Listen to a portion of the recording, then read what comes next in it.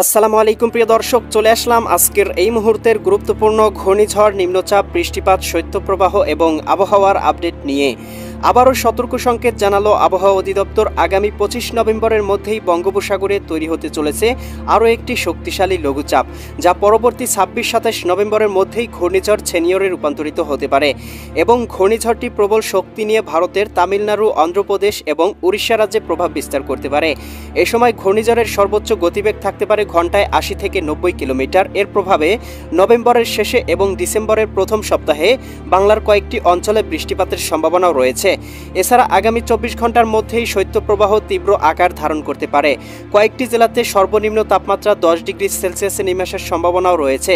আজ 17 নভেম্বর সোমবার এবং আগামীকাল 18 নভেম্বর মঙ্গলবার জানিয়ে দেব কেমন থাকার সম্ভাবনা রয়েছে আগামী 24 থেকে 48 ঘন্টা দেশের 8 বিভাগের 64 জেলার আবহাওয়া পরিস্থিতি। তাই প্রিয় দর্শক, আপনি দেশের কোন জেলা থেকে ভিডিওটি দেখছেন এবং আপনার জেলায় এই মুহূর্তে আবহাওয়ার কেমন অবস্থা রয়েছে কমেন্ট করে আমাদেরকে জানিয়ে দিন। প্রতিদিনের নিত্য নতুন আবহাওয়ার খবর এবং পূর্বাভাস পেতে এই ভিডিওটিতে লাইক দিয়ে চ্যানেলটি সাবস্ক্রাইব করে বেল আইকন অন করে রাখুন। প্রিয় দর্শক, চলে আসলাম আবহাওয়ার পূর্বাভাস বায়ু প্রবাহ চিত্রে। এখান থেকে আমরা দেখতে পাচ্ছি এদিকে 25 নভেম্বর মঙ্গলবারের মধ্যেই বঙ্গোপসাগরে একটি ঘূর্ণবার্ত তৈরি হবে এবং এটি কিন্তু ঘন্টায় 70 থেকে 80 কিলোমিটার বেগে ভারতের এদিকে আপনার উড়িষ্যা রাজ্য, অন্ধ্রপ্রদেশ, তামিলনাড়ু উপকূলবর্তী অঞ্চলগুলোতে আঘাত আনবে এবং পুরাদমে শ্রীলঙ্কার উপকূলেও কিন্তু আঘাত আনার সম্ভাবনা রয়েছে এবং এটি 26 নভেম্বরের মধ্যেই কিন্তু গতিপথ দেখতে পাবো এদিকে আপনার উড়িষ্যা রাজ্যের দিকে অগ্রসর হবে, যার প্রভাবটা কিন্তু বাংলার উপকূলবর্তী অঞ্চলগুলোতেও পড়ার সম্ভাবনা রয়েছে।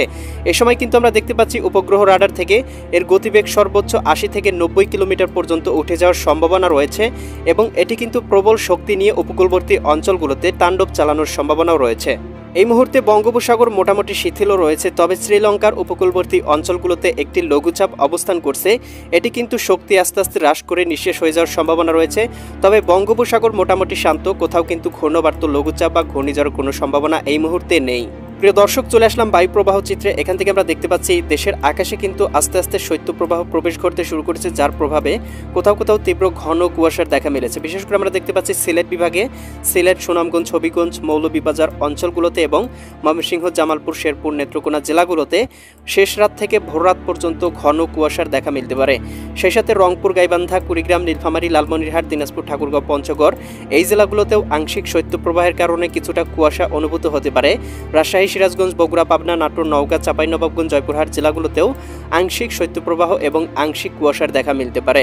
খুলনা বিভাগের খুলনা, যশোর, সাতক্ষীরা, বাগেরহাট, ঝিনাইদহ, মাগুরা, নড়াইল, কুষ্টিয়া, চুয়াডাঙ্গা, মেহেরপুর জেলাগুলোতেও আংশিক কুয়াশা এবং ঢাকা বিভাগ থেকে শুরু করে বরিশাল, এদিকে চট্টগ্রাম বিভাগের আকাশেও আংশিক কুয়াশার দেখা মিলতে পারে। সেই সাথে ভারতের এদিকে আপনার পশ্চিমবঙ্গ, কলকাতা, খড়গপুর, চন্দননগর, আরামবাগ, মুর্শিদাবাদ, কাটোয়া, দুর্গাপুর, এদিকে উত্তরাঞ্চল, পুরুলিয়া, শিলিগুড়ি, এদিকে আসাম, মিজোরাম, মেঘালয় সবগুলো অঞ্চলেই কিন্তু আস্তে আস্তে শৈত্যপ্রবাহের প্রবেশ ঘটতে চলেছে, যার কারণে কিন্তু কোথাও কোথাও তীব্র থেকে তীব্রতর ঘন কুয়াশার দেখা মিলছে।